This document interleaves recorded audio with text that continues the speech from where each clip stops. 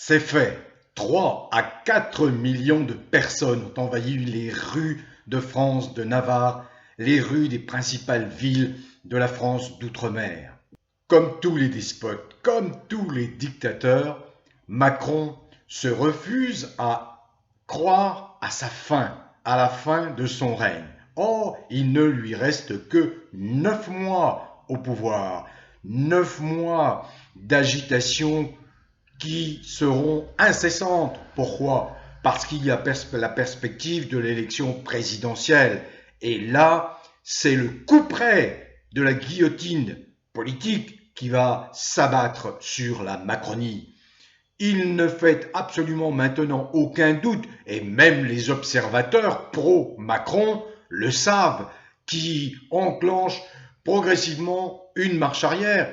Il n'est que d'écouter ces merdias commenter les événements, tout doucement, à dose homéopathique. On met de la nuance, on est beaucoup moins propagandiste. Bref, toujours est-il que il y a des événements qui sont des événements marquants. Le 21 juillet a été un tournant, je l'ai expliqué.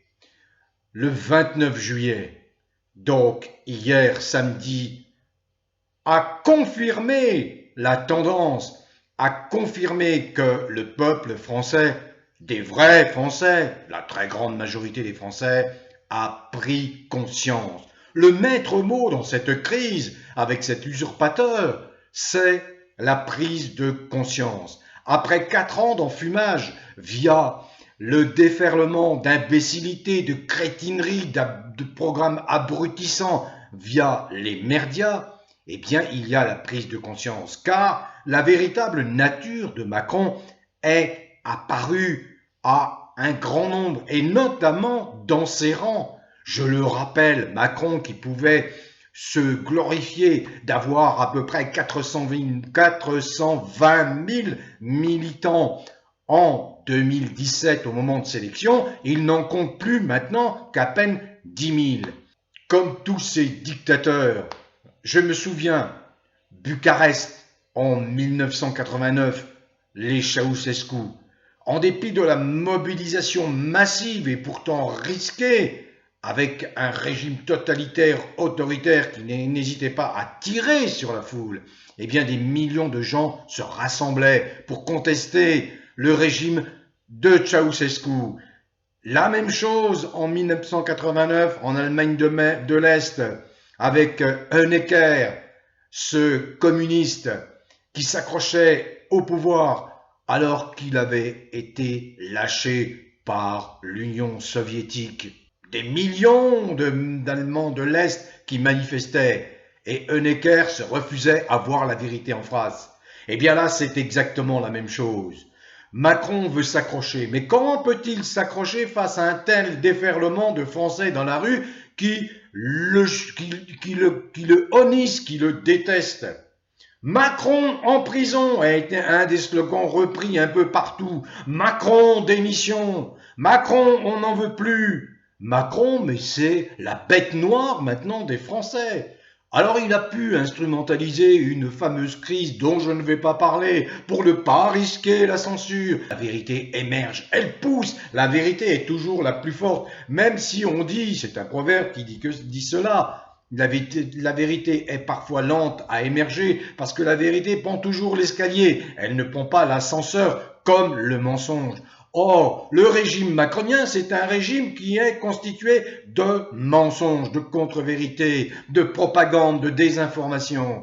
Si ces merdias n'étaient pas la propriété de 8 ou 9 oligarques qui dirigent les lignes éditoriales, qui imposent les lignes éditoriales, il est clair que tous les JT de France, tous les journaux télévisés de France, dès hier soir, à 20 heures, auraient ouvert leur journal avec une, avec un gros titre. La France déferle dans les rues. Macron contesté, va-t-il pouvoir tenir? Enfin, beaucoup de titres auraient pu fleurir sur vos écrans. Mais là, c'est lamentable merdia, à commencer par l'agence officielle de propagande qu'est l'AFP. C'est une honte. Moi qui avais des amis au sein de l'AFP, l'agence France Presse, c'est une honte. Elle est devenue une agence officielle de propagande macronienne. C'est absolument insensé. Donc voilà, revenons à cette magnifique, merveilleuse journée, ce samedi 31 juillet, à peu près ensoleillé partout, à l'exception peut-être de Toulouse, qui a dû terminer sa manifestation sous la pluie, parapluie ouvert. Mais il n'empêche, à Toulouse, ils ont été extrêmement nombreux à battre le pavé. Alors je ne vais pas me hasarder à donner des chiffres ville par ville.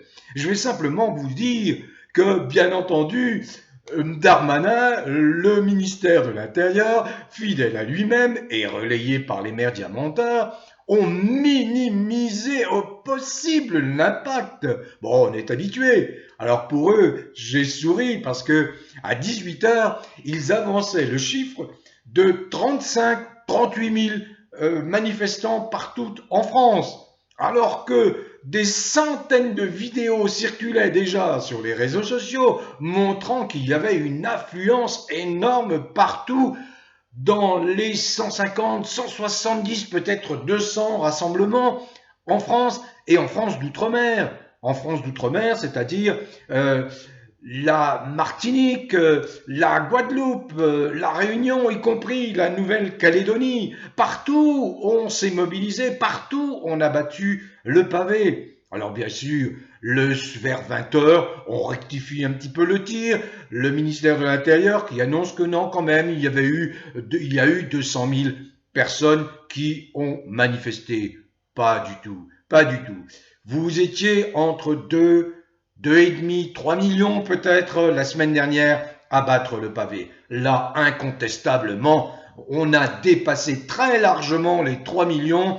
Il faut parler de environ 3 à 4 millions de Français, de vrais Français, la majorité des Français, dans les rues pour demander à Macron de se casser. Casse-toi Macron, casse-toi Macron, Macron en prison. Et surtout, le slogan repris par tous, c'est liberté, liberté, liberté, liberté. Vous savez ce film Braveheart, où on entend le Wallace, le rebelle aux Anglais, à Édouard le Sec, qui sur la planche où il va être torturé et tué, crie avec le dernier souffle qui l'anime, liberté, liberté, oui, liberté. Il ne reste que 9 mois à cet usurpateur, à ce petit dictateur détesté par la grande majorité des Français, qui veut faire illusion avec sa cour, ses courtisans,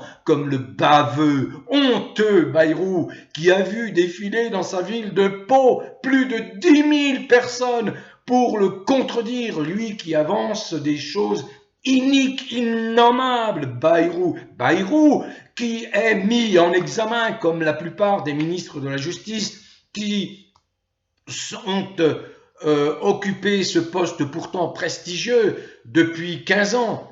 Pratiquement tous les ministres de la Justice sont mis en examen. Le dernier en date, c'est, vous le savez, Dupond-Moretti, mais époustouflant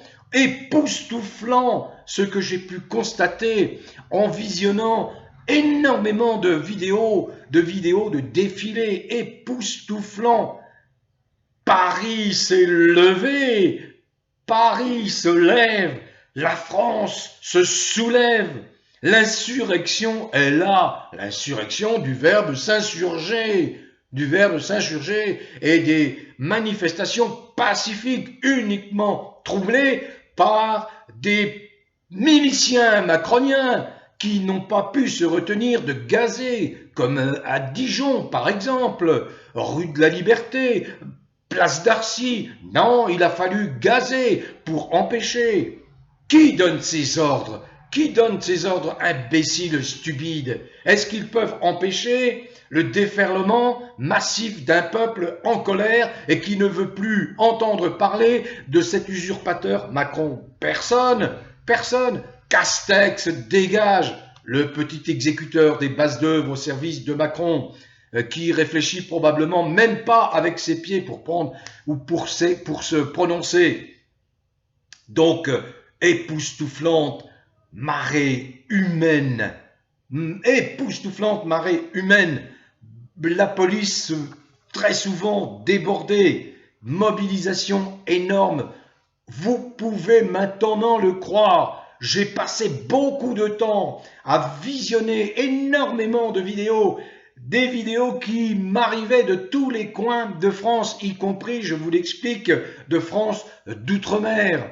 À Basse-Terre, par exemple, en Guadeloupe, eh bien, les pompiers ont défilé avec les manifestants.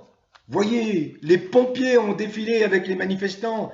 Et il y a eu d'autres cas de ralliement des sapeurs-pompiers ou d'autres cas où la police a été, dirons-nous, sage, ne s'est pas impliquée plus que ça, n'a pas voulu perturber, bien sûr à Paris, bien sûr à Toulouse, qui sont des hauts lieux de la rébellion contre l'infâme régime macronien. Là, la police a toujours dans ses rangs des miliciens qui sont prêts à faire le coup de poing, à en découdre, à provoquer l'incident pour pouvoir interpeller, pour pouvoir arrêter arbitrairement. Voilà. Mais ailleurs, non.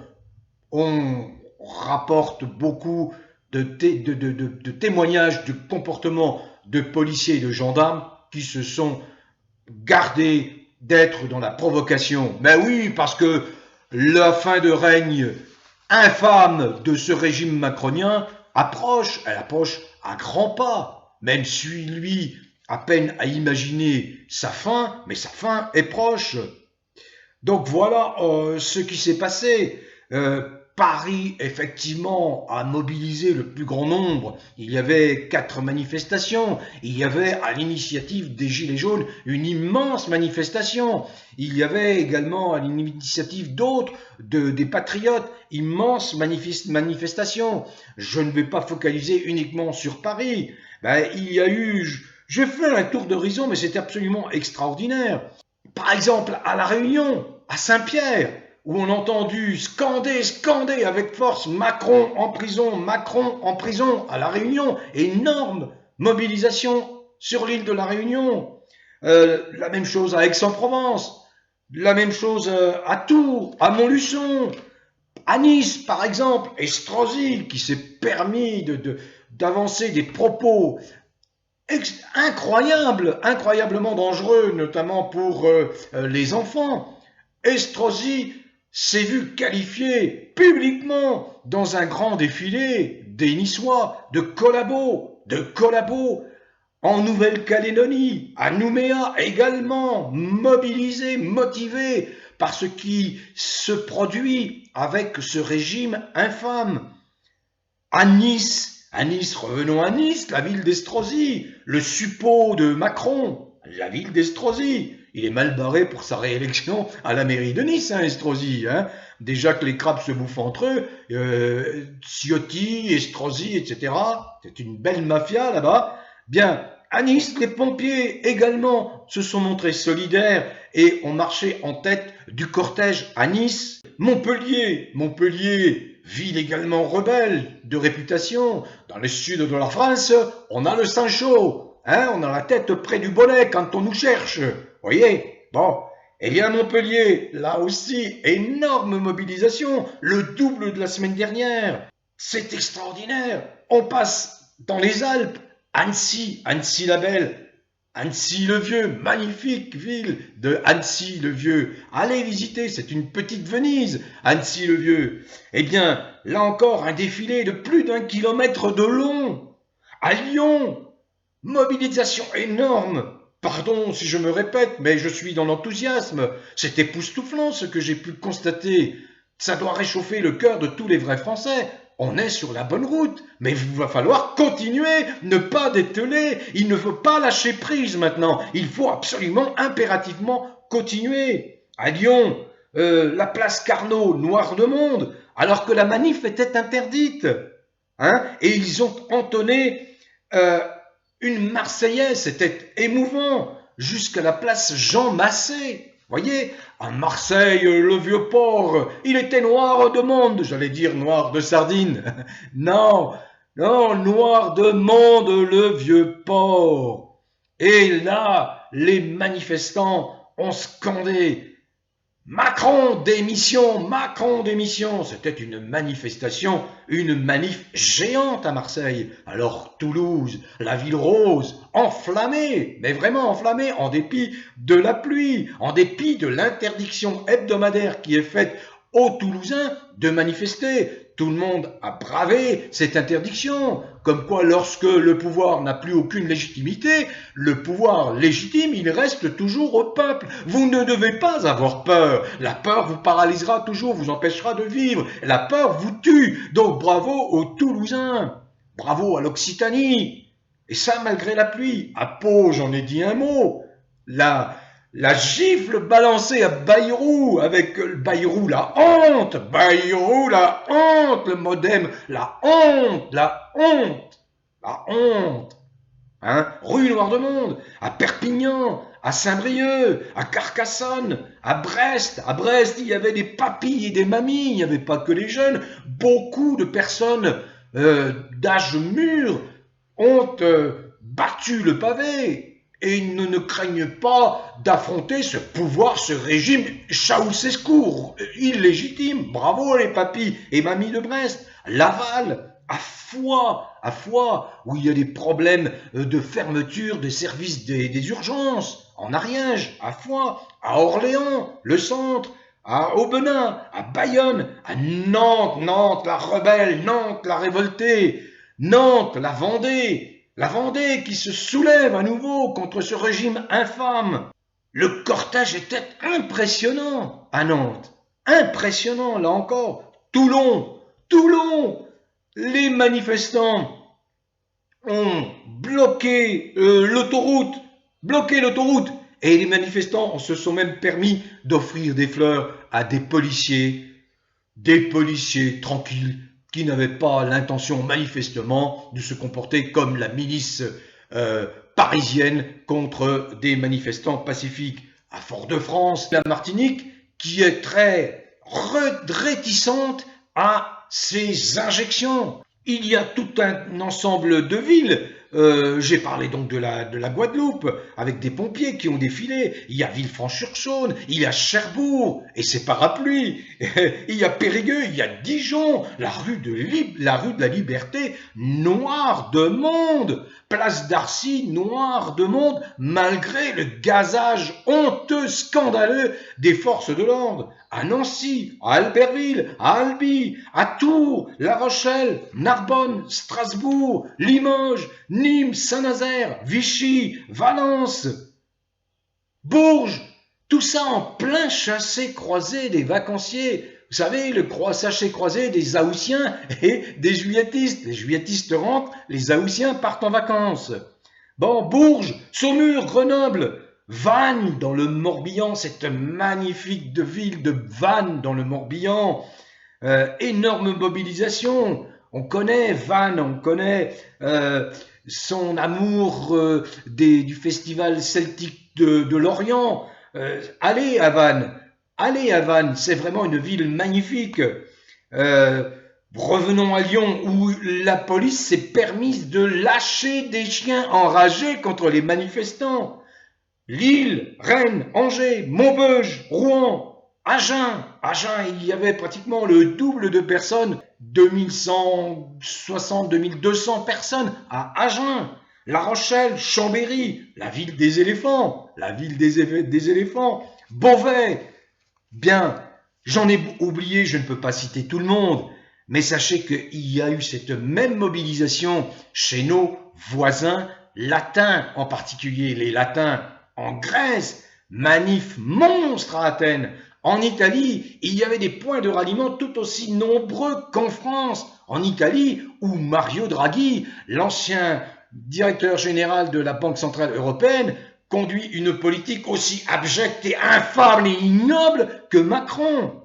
Voilà, j'ai parcouru la France à travers ces vidéos pour me pénétrer effectivement de cet enthousiasme, mais de cette volonté de chasser Macron. J'ai parcouru la France en long et en large. Ça, c'est les merveilles de l'Internet pour me confirmer, pour que j'ai la confirmation de cet énorme succès, de ces mobilisations de ce samedi 31 juillet. Un monde fou, partout.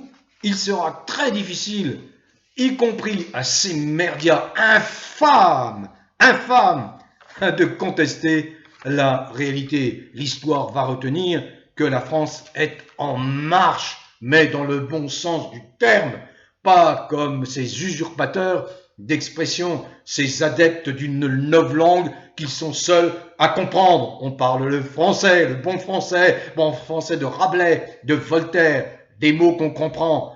Les glissements sémantiques, l'invention de mots non en accure, l'invasion des mots anglais, chassez ça, tout ça, revenez à la langue française pour bien comprendre. Extraordinaire succès, mobilisation massive, énorme. Là, je crois que Macron est vraiment mal barré. Je n'en dis pas davantage, je ne veux pas aller plus loin. C'est magnifique ce qui s'est passé hier en France, partout en France, y compris dans la merveilleuse France d'outre-mer. On ne dételle pas, il faut continuer et ne pas attendre que le Conseil constitutionnel prenne de son côté la décision. Il faut faire abstraction.